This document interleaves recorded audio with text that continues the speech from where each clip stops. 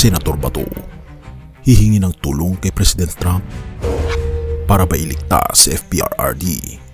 At first time ito na isa sa mga mababatas sa buong mundo maliban sa US ay nag-propose ng real-world implementation ng isang EU na diniklara ni Trump noong Pebrero.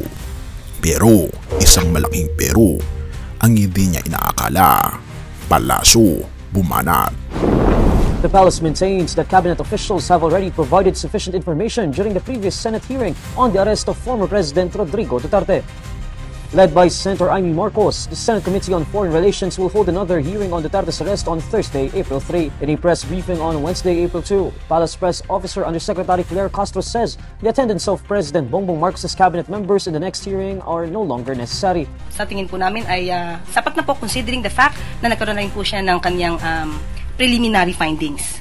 So, yun po at hindi po natin masasabi na hindi naman po tinugunan ang mga katanungan kung ito po ay in aid of legislation. Regarding po dun sa sinabi ni Senator Bato, the EO that was signed by US President last February 6 imposing sanction dun sa mga ari-arian.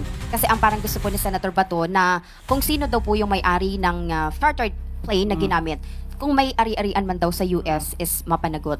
Kung ang bansa po natin at ang pamahalaan natin ay nagkaroon ng pagdedesisyon ayon sa ating RA 9851 at sa pakikipag-cooperate sa Interpol, yun naman po ay hindi naman po hahadlangan ng US at irerespeto po nila yung sovereign prerogatives ng bansa. So, wala po ako nakikita na maaaring maging dahilan ni Senator Bato para siya itumakbo sa US para humingi ng tulong para ma-freeze yung asset ng may-ari ng aircraft. Senator Bato de la Rosa urges U.S. President Donald Trump to sanction Filipinos who assisted in turning over former President Rodrigo Duterte to the International Criminal Court. It is a moral obligation of this committee also to share our findings of this committee to President Donald Trump para kung sino mang may-ari nitong Gulfstream na ito, na aeroplano, ay kung may mga ari-arian dito sa Amerika, i-covered siya sa executive order na pinirmahan ni President Trump.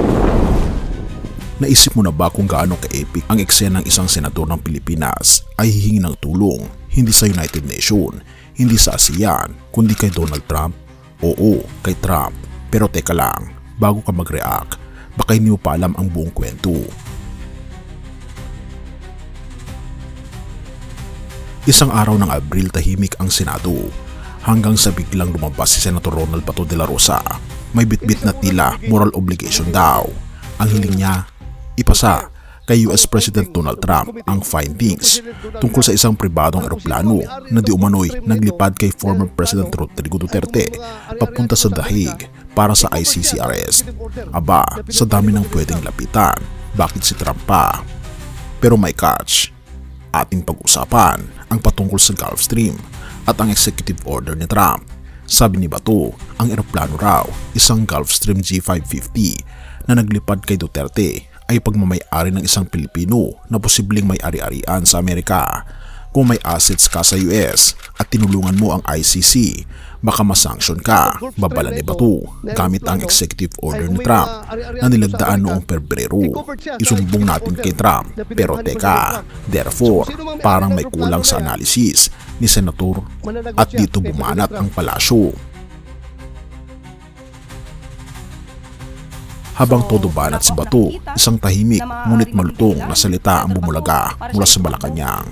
Bato has no reason to seek US help. Undersecretary Claire Castro ng Presidential Communications ang nagsalita. Simple pero matalim.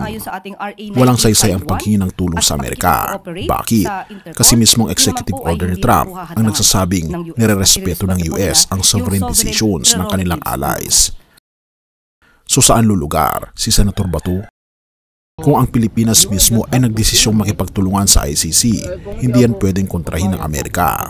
Republic Act 9851, ang batas sa Pilipinas tungkol sa international humanitarian law ay malinaw. May karapatan ang bansa na makipagtulungan sa mga international courts tulad ng ICC. At dahil dito, malinaw ang posisyon ng palasyo. Walang kapangyarihan ang United States o kahit si Trump na harangin ang naging pasya ng gobyerno.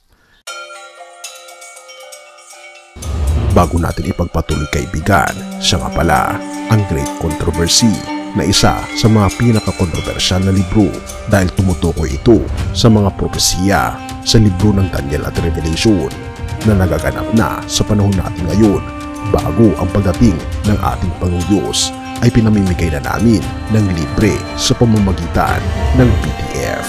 At ito ay nasa limited lamang na panahon, kaya i-click mo sa description sa baba upang ma-avail mo kaibigan ang napaka-importanteng libro ito na magbubukas sa iyo sa mas maliwanag mong hinaharap.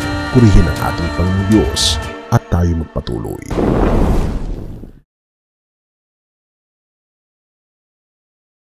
Balik tayo sa hook. Bakit nga ba si Trump ang tinawag? Isang teorya. Bato knows kung sinong kakampi ang gagamitin para sa narrative. At si Trump kilala sa pagiging anti-ICC. Pero kahit si Trump may limitasyon, hindi niya kayang ibahin ang desisyon. Ang desisyong ginawa ng isang independent nation tulad ng Pilipinas. Kaya anong hindi alam ni Bato? Ang akala niya, isang moral crusade ang ginawa niya. Ang hindi niya alam, ang palasyo mismo ay hindi sang-ayon sa kanya. At ang mas nakakilabot, habang sinasandalan niya si Trump mismo, wala pang sinasabi. Bang! Ending na di mo inaasahan. Sa pelikula, ang bida laging may tinatakbuhang bayani. Pero sa realidad, minsan ang bayani ay hindi dumadating. At minsan pa, ang mismong gobyerno na ang bumabaliktad sa iyo dahil sa batas at hindi sa politika. Therefore, ang tanong ay hindi kung magagalit si Trump o hindi, kundi may dapat bang ikatakot ang sinumang tumulong sa ICC kung ang mismong gobyerno ay pumayag sa paglipad ni Duterte. Akala mo kwentong politikal lang ito, pero ito ay kwento ng pagkakamali at twist ng kapangyarihan. At ngayon, ikaw nang humusga. Tama ba si Bato o mas tama ang palasyo? Have mercy, O God. Hebrews 13 verse 8. Si Jesucristo ay siya kahapon at ngayon at magpakailanman. Purihin ang ating Panginoong Diyos. Sa gitna ng kaguluhan, sa politika, sa mga babalang binitawan at sa mga pag-asang ang kapangyarihan ng tao ay makapaghiganti, paalala ng Hebrews 13 verse 8 na ang ating Panginoon lamang ang hindi nagbabago. Hindi si Trump, hindi ang palasyo, hindi rin si Bato. Lahat sila maaring magbago ng paninindigan, maaring madala ng damdamin, ambisyon o takot. Ngunit ang ating Panginoon, siya hindi nagbabago kaibigan. Ang kanyang hustisya ay dalisay. Ang kanyang otoridad ay hindi nakadepende sa posisyon, sa gobyerno o impluensya sa mundo. Sa halip na umasa sa kapangyarihan sa daigdig, tayo tinatawag na tumingin sa ating Panginoon, ang tunay na hari, ang hukom ng lahat, at ang may kapangyarihang magpatawad at humatol.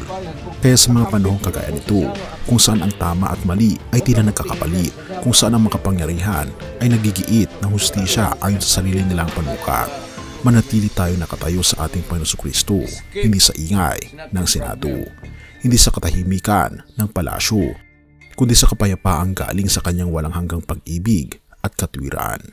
Purihin ang ating Panginoon Diyos at tayo manalangin. Ama naming Diyos na makapangyarihan sa lahat, kami po ay lumalapit sa inyo na may pagpapakumbaba at naway pakalinisin po kami sa lahat ng aming pagkukulang at pagkakasala. Ikaw ang aming tanging pag-asa sa gitna ng gulo o aming Panginoon Diyos. At salamat sa iyong hindi nagbabagong pag-ibig at hustisya. Turuan niyo po kaming manindigan, hindi dahil sa politika, kundi dahil sa iyong katotohanan. Ikaw ang tunay na tagapamagitan. Ikaw po ang tunay na tagapagtanggol. Sa iyo kami nagtitiwala, ngayon at magpakailanman. Pinupuri po namin kayo at pinapasalamatan o aming Panginoon Diyos at patuloy niyo pong gabayan ang aming mga senador, si Senator Bato, ang aming Pangulo, ang mga Duterte, gayon din ang sambayanang Pilipino. Salamat Panginoon Diyos sa pakikinig ng aming mga panalangin at pinupuri po namin kayo sa inyo pong pagpapatawad sa lahat ng aming pagkukulang at pagkakasala sa pagtatabi sa hiling sa matamis na pangalan ng aming Panginoon Jesus. Amen.